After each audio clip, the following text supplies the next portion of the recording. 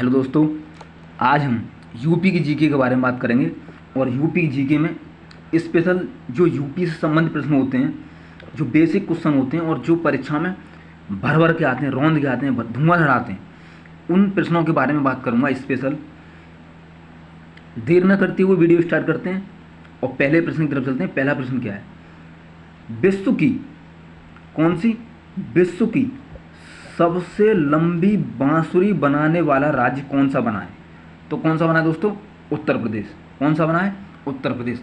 अगर ये तो हो गया राज्य, अगर आपसे ये पूछ ले कि उत्तर प्रदेश में कौन सा जिला है जो विश्व की सबसे लंबी बांसुरी बनाई है उसने, तो दोस्तों आप क्या करोगे? बताओगे पीलीभीत। किसने बनाई है? पीलीभीत ने। और कितनी लंबी बनाई है दोस्तों? 16 फुट 6 इंच। कितनी? 16 फुट 6 इंच। और अगर देश पूछ ले आपको तो भारत। ठीक है जी। विश्व की सबसे लंबी बांसुरी बनाने वाला राज्य कौन सा बना है? उत्तर प्रदेश। उत्तर प्रदेश में पीलीभीत जिला 16 फुट 6 इंच लंबी बनाई गई है। और देश पूछ ले तो भारत। और एक क्वेश्चन और इससे पहले किसने बनाई थी दोस्तों? जो विश्व रिकॉर्ड था वो था जामनगर का। किसका? जामनगर। और जामनगर ये जिला है कहाँ पे है दोस्तों? गुजरात में। कहाँ पे है? गुजरात में। और कितनी लंबी बनाई थी इसने? 11 फुट लंबी। कितनी? 11 फुट लंबी इसने बनाई थी। जामनगर गुजरात का जिला है, 11 फुट लंबी बनाई थी और 2014 में। इतना आपको याद रखना है। ठीक है जी, आगे चलते हैं। नहरों की सबसे अधिक लंबाई किस राज्य में पाई जाती है दोस्तों? नहरों की सबसे अधिक लंबाई किस राज्य में पाई जाती है? तो आप बता दोगे उत्तर प्रदेश में। किस में? उत्तर प्रदेश में। ठीक है जी। थोड़ा सा फास्ट क्वेश्चन करेंगे क्योंकि टाइम नहीं है और वीडियो लंबी हो जाती है। ठीक है जी। नेक्स्ट क्वेश्चन, यूपी दिवस, उत्तर प्रदेश दिवस मनाया जाता है किस तिथि को मनाया था? 24 जनवरी को। कब मनाया था ये? 24 जनवरी को। अब दोस्तों मैंने क्यों बताया है तो देख लो। 24 जनवरी को एक तो दोस्तों वो राष्ट्रीय बालिका दिवस मनाया जाता है। कौन सा? राष्ट्रीय बालिका दिवस, बालिका डे मनाया जाता है। और एक अंतर्राष्ट्रीय शिक्षा दिवस भी मनाया जाता है। कौन सा? अंतर्राष्ट्रीय शिक्षा दिवस भी मनाया जाता है 24 जनवरी को। इतना आपको याद रखना है। और जो ये राष्ट्रीय बालिका दिवस है ये 2008 से मनाया जा रहा है। इतना आप याद रखना। प्रश्न आ जाते हैं, पूछ लेता है कि ये कब से मनाया जा रहा है? 2008 से। ठीक है जी, इतना आपको याद रखना है। अगला प्रश्न, यूपी दिवस, यूपी दिवस 24 जनवरी को पहली बार कब मनाया गया था? 2018 में। कब मनाया गया था? 2018 में। ये पूछा हुआ प्रश्न है। ठीक है, आप हवा में मत लेना, इतना याद रखना। ठीक है जी, हवा में लोगे तो हवा में रह जाओगे भाई। ठीक है, आगे चलते हैं। सार्वजनिक क्षेत्र के वाणिज्यिक बैंकों की सर्वाधिक शाखाएं किस राज्य में? तो यूपी में। किस राज्य में सर्वाधिक शाखाएं? तो यूपी में। इतना आपको याद रखना है। ये सेम के सेम डिट्टो ऐसे ही प्रश्न पूछे हुए हैं एनटीपीसी में, रेलवे में, या किसी भी परीक्षा में कहीं ना कहीं आए हुए प्रश्न। ठीक है जी, आप इतना याद रखना। आगे चलते हैं। ये करंट अफेयर्स का प्रश्न है। पेपरलेस बजट शुरू करने वाला पहला राज्य कौन सा बना है? उत्तर प्रदेश। मतलब कोई कागज़ की ज़रूरत नहीं है, कुछ नहीं है, डिजिटल मतलब इसने जो बजट पेश किया है। इतना आपको याद रखना है। पेपरलेस बजट शुरू करने वाला पहला राज्य कौन बना है? उत्तर प्रदेश। ठीक है जी, आगे चलते हैं। ऑनलाइन एफआईआर दर्ज कराने वाला पहला राज्य कौन सा बना है? उत्तर प्रदेश। मतलब ऑनलाइन आप एफआईआर दर्ज करा सकते हो, ये पहला राज्य बना है। बाकी फिर और भी राज्य बन गए। और एक और बात बताऊं, एफआईआर की दोस्तों जिनको फुल फॉर्म नहीं पता है, फर्स्ट इन्फॉर्मेशन रिपोर्ट। क्या? First information report. इतना आपको याद रखना है। ठीक है जी। लेदर पार्क स्थापित करने वाला देश का पहला राज्य कौन सा बना है? तो उत्तर प्रदेश। कौन सा बना है? उत्तर प्रदेश। अब ये पूछ ले कि उत्तर प्रदेश में कहाँ स्थापित किया गया लेदर पार्क? तो कानपुर में। कहाँ पे? कानपुर में। और कहाँ पे कानपुर में? रमईपुर गांव में। कहाँ पे? रमईपुर गांव में। रमईपुर गांव में। इतना आपको याद रखना है, रमईपुर गांव में। अब यहाँ पे होगा क्या दोस्तों? यहाँ पे बेल्ट, जैकेट और तुम्हारे पर्स हैं और मतलब लेदर से संबंधित सामान बनेंगे जिनको अंतर्राष्ट्रीय स्तर पर निर्यात किया जाएगा, मतलब एक्सपोर्ट किया जाएगा। ये इसलिए लेदर पार्क बना है, बहुत ही विशाल मतलब ज़मीन में बनेगा, बहुत ही बड़ा लेदर पार्क बनेगा ये।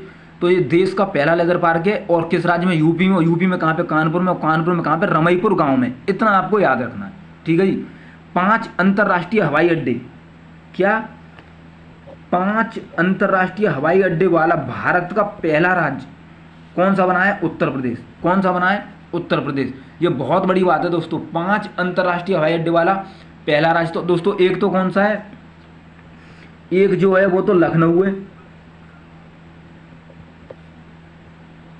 लखनऊ अंतर्राष्ट्रीय हवाई अड्डा। इसको दोस्तों अमौसी अंतर्राष्ट्रीय हवाई अड्डा के नाम से भी जाना जाता है। किसके नाम से? अमौसी। किसके नाम से जाना था दोस्तों? अमौसी के नाम से। और इसे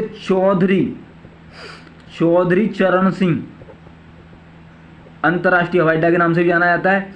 और जो अमौसी हवाई अड्डा था, इसका चौधरी चरण सिंह हवाई अड्डा नाम कब पड़ा या बदला गया? 2008 में। ये भी पूछा गया प्रश्न है, इतना याद रखना आप।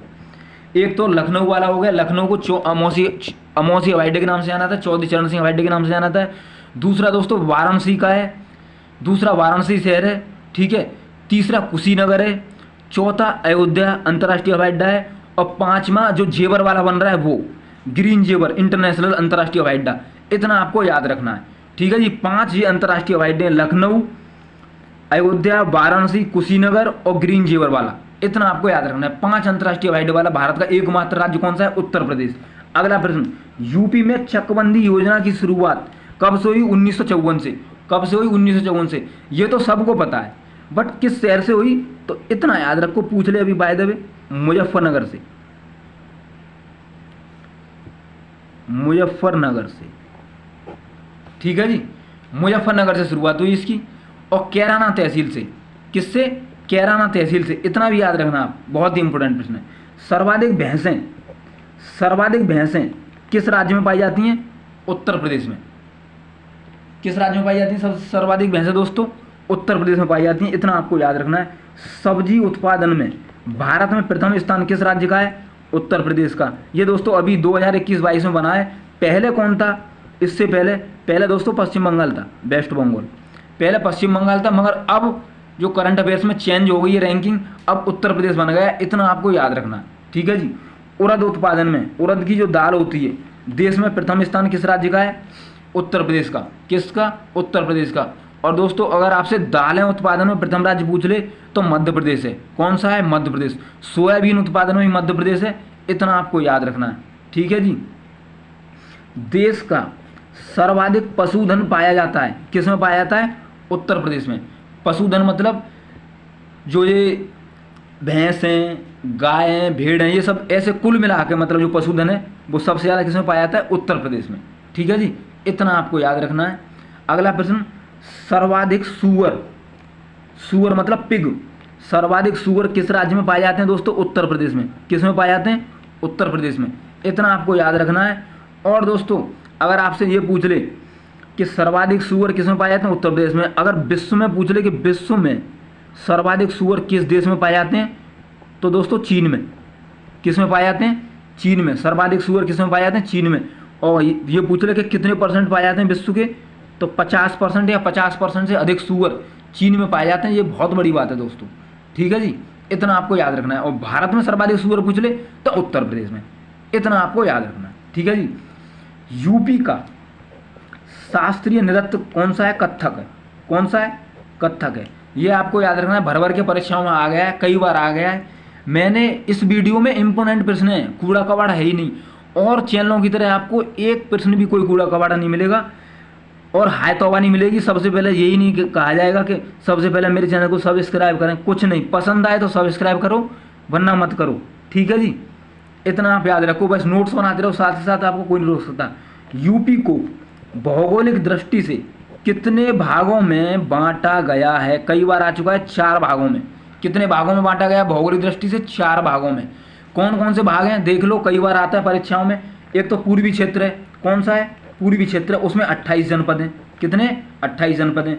पश्चिमी क्षेत्र है, उसमें 30 जनपद हैं। कितने जनपद हैं पश्चिमी क्षेत्र में? 30 जनपद हैं। केंद्रीय क्षेत्र में कितने जनपद हैं? 10 जनपद हैं। बुंदेलखंड क्षेत्र में कितने जनपद हैं? 7 जनपद हैं। अब इसमें से इम्पोर्टेंट क्या है? एक तो ये वाला इम्पोर्टेंट है कि यूपी को भौगोलिक दृष्टि कितने भागों में बांटा गया है? तो 4 भागों में। एक तो ये वाला इम्पोर्टेंट है, डिजिट में आ जाएगा। और दो कौन कौन से इंपॉर्टेंट है महत्वपूर्ण जो परीक्षाओं में आते हैं भर भर के? एक तो बुंदेलखंड क्षेत्र बहुत इंपॉर्टेंट है, ये तो ये मान लो कि आता ही आता है। और एक केंद्रीय, और ये क्यों है मैं बता देता हूँ। देखो आप नोट कर लो, जिनको नहीं पता है, जिन्होंने मेरी पुरानी वीडियो नहीं देखी है, बुंदेलखंड क्षेत्र में 7 जनपद आते हैं। कौन कौन से आते हैं मैं आपको एक बार से जल्दी से बता देता हूँ।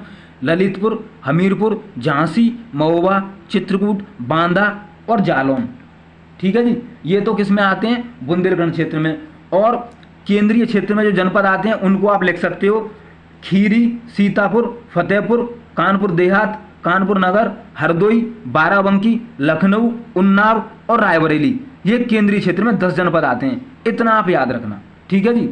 और पूर्वी क्षेत्र और पश्चिमी क्षेत्र के कभी पूछे नहीं गए हैं, इसलिए मैं बता नहीं रहा हूँ। ठीक है जी।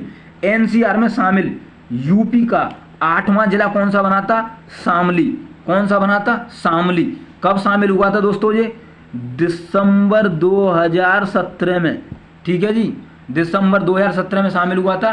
और एक और बात बता दूं, एनसीआर में यूपी के 8 जिले शामिल हैं और कुल एनसीआर में 23 जिले शामिल हैं। कितने जिले शामिल हैं कुल? टोटल अगर पूछ ले एनसीआर में कितने जिले शामिल हैं? 23 जिले। और मैंने कई बार बता चुका हूं, उसमें हरियाणा, यूपी और राजस्थान। हरियाणा के कितने जिले शामिल हैं? 13। यूपी के कितने जिले शामिल हैं? 8। राजस्थान के 2। राजस्थान के कौन कौन से हैं? भरतपुर और अलवर।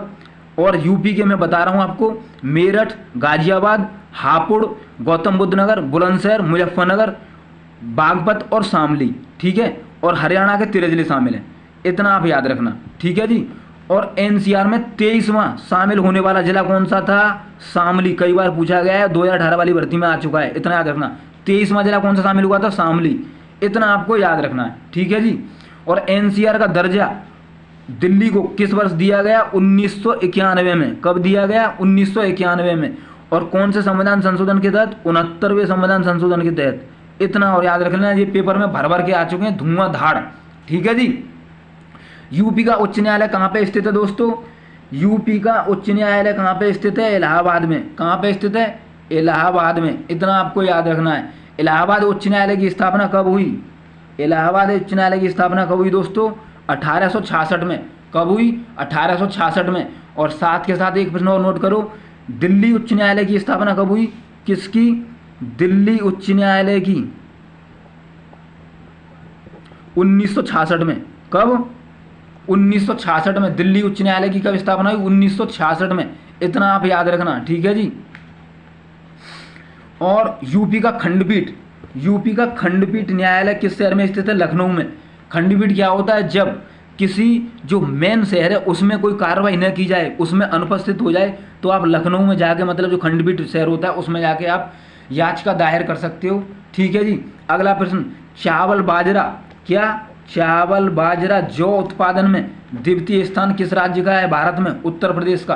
किसका है? उत्तर प्रदेश का। अच्छा, चावल उत्पादन में फिर पहला स्थान किसका है दोस्तों? पश्चिम बंगाल का। चावल या धान कह दे, किसका? पश्चिम बंगाल का। और बाजरा में और जौ में किसका स्थान है? प्रथम स्थान राजस्थान का। किसका है? राजस्थान का। इतना आप याद रखोगे दोस्तों। ठीक है, आगे चलते हैं। देश का कुल खाद्यान्न उत्पादन में प्रथम स्थान किस राज्य का है? उत्तर प्रदेश का। किसका? उत्तर प्रदेश का। और एक और बात बता दूं, नोट कर लो, पूरे भारत का लगभग 16% खाद्यान्न उत्पादन करता है। कितना परसेंट? लगभग 16% पूरे भारत का खाद्यान्न क्या होती है? जो खाने की वस्तु होती हैं, चावल, गेहूं, जौ और भी कुछ खाद्यान्न के इसमें मिला देते हैं, वो खाद्यान्न वस्तुएं हो जाती हैं। ठीक है जी। देश का कुल खाद्यान्न उत्पादन हो गया। नेक्स्ट क्वेश्चन देख लेते हैं। सर्वाधिक जनसंख्या वाला जिला कौन सा है दोस्तों? सर्वाधिक जनसंख्या वाला जिला इलाहाबाद है। कौन सा है? इलाहाबाद। 2011 की जनगणना के अनुसार बता रहा हूं मैं ये बात। इलाहाबाद है। कितनी जनसंख्या है? 59 लाख से अधिक है। कितनी है? 59,54,000 कुछ है। इतना आप याद रखना। ठीक है जी। सबसे कम जनसंख्या वाला जिला कौन सा है? महोबा। कौन सा है? महोबा। सबसे कम जनसंख्या वाला जिला महोबा। और महोबा में कितनी जनसंख्या है दोस्तों? 8,75,000 कुछ है। इतना आप याद रखना। ठीक है जी। और दोस्तों एक और बात बता दूं, महोबा का उपनाम क्या है? पान नगरी। पान उत्पादन के लिए सबसे बेस्ट जिला है ये, ठीक है जी। अगला प्रश्न, क्षेत्रफल की दृष्टि से सबसे बड़ा जिला कौन सा है दोस्तों? क्षेत्रफल की दृष्टि से सबसे बड़ा जिला कौन सा है? लखीमपुर खीरी। कौन सा है? लखीमपुर खीरी। और इसका क्षेत्रफल कितना है? 7680 किलोमीटर स्क्वायर। कितना? 7680 किलोमीटर स्क्वायर। ये पूछे हुए प्रश्न है भर भर के। अगला प्रश्न, क्षेत्रफल की दृष्टि से सबसे छोटा जिला कौन सा है उत्तर प्रदेश का? तो कौन सा है? हापुड़। कितना क्षेत्रफल है इसका? 660 किलोमीटर स्क्वायर। अगर दूसरा छोटा जिला पूछ ले तो दोस्तों गाजियाबाद है। कौन सा है? गाजियाबाद है दूसरा। इसका क्षेत्रफल कितना है? 910 किलोमीटर स्क्वायर। ठीक है जी, इतना आपको याद रखना है। बताने को तो मैं बहुत कुछ बता सकता हूँ, बट वीडियो लंबी हो जाती है और फिर अपलोड करने में मुझे दिक्कत आती है। वरना रोला कटवा दूंगा, रोला एक बार पढ़ लोगे ना तो चांदी कट जाएगी तुम्हारी। ठीक है जी, और जो नए हो सब्सक्राइब कर लो, घंटी बजा दो। घंटी बजाने में कंजूसी मत करो, कंजूसी करोगे तो तुम्हारी घंटी बज जाएगी, इतना बता रहा हूँ मैं। और अगर कंजूस नहीं करोगे तो तुम्हारी ज़िंदगी घंटी बन जाएगी, नौकरी लग जाएगी। ठीक है जी, क्योंकि मेरे चैनल पे सबसे अलग हटके और सबसे एकदम टनाटन क्वेश्चन है। ठीक है जी, मिलते हैं नेक्स्ट वीडियो में। तब तक के लिए Radhe Radhe, god bless you, bye bye. अपने नोट्स बनाते रहें, टाइम खराब ना करते रहें। ठीक है जी, मिलते हैं नेक्स्ट वीडियो में। खुदा हाफिज़, गॉड ब्लेस यू।